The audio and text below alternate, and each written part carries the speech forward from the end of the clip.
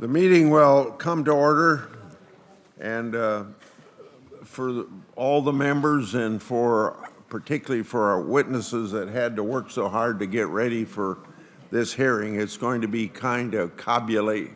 That's not the right word. However you pronounce, it's going to be mixed up, because we have 5 votes at 10 o'clock. So we're starting a half hour early, and we're going to try to keep the meetings going by different people chairing the hearing, so we can keep going and things like that. So I hope everybody will, I know everybody will cooperate, but it's not the best way for a very important subject we have before this hearing to have it interrupted in this way.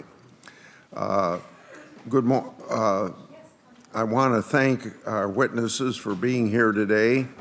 We look forward to hearing how physician payment reform and Medicare access and CHIP Reauthorization Act are driving good patient outcome.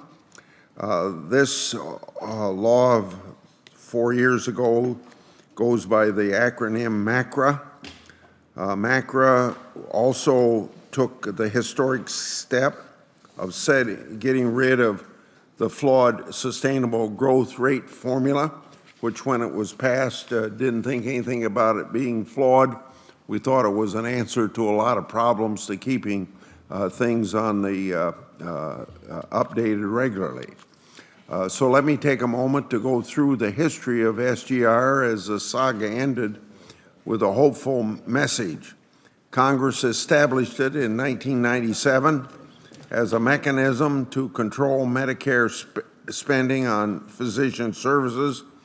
The formula worked at first, but it wasn't long before it called for large reductions in payments that obviously we could not tolerate because it threatened access to care.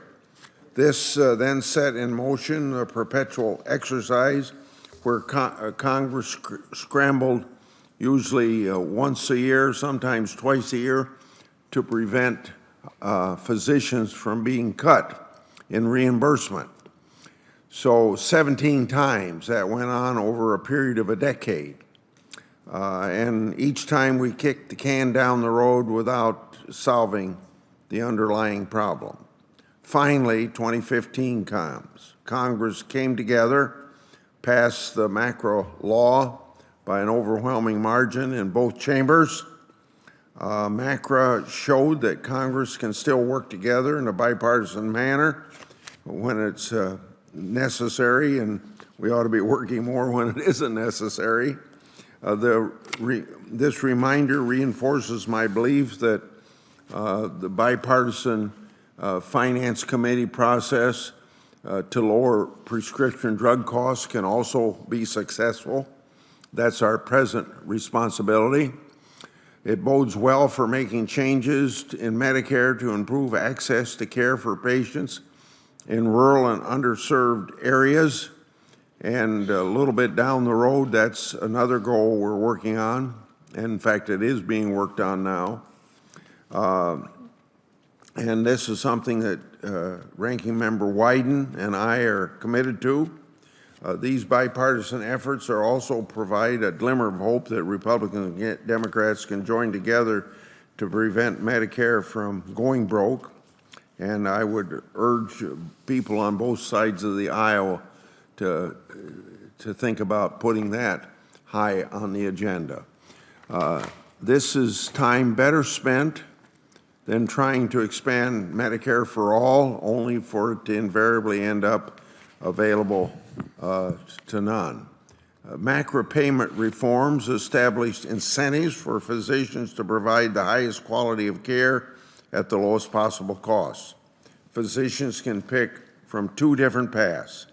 They can opt to be graded on metrics in a number of different categories or choose to get paid under a different model, such as single payment for bundled services.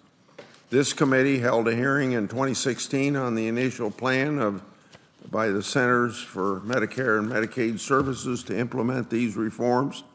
While the CMS implementation remains a work in progress, the 2 years of experience allows us to take stock of how well these reforms are working. So that's why we brought together this group of witnesses that we have, physicians and other experts who are at the forefront of these efforts. Physicians' organizations that represent different specialties and practice characteristics are at the table. This diversity of physician practice mirrors the varying needs of Medicare patients.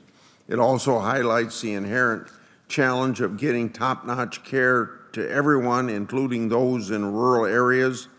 I'm proud that physicians in Iowa provide high-quality care while spending less than in many other areas.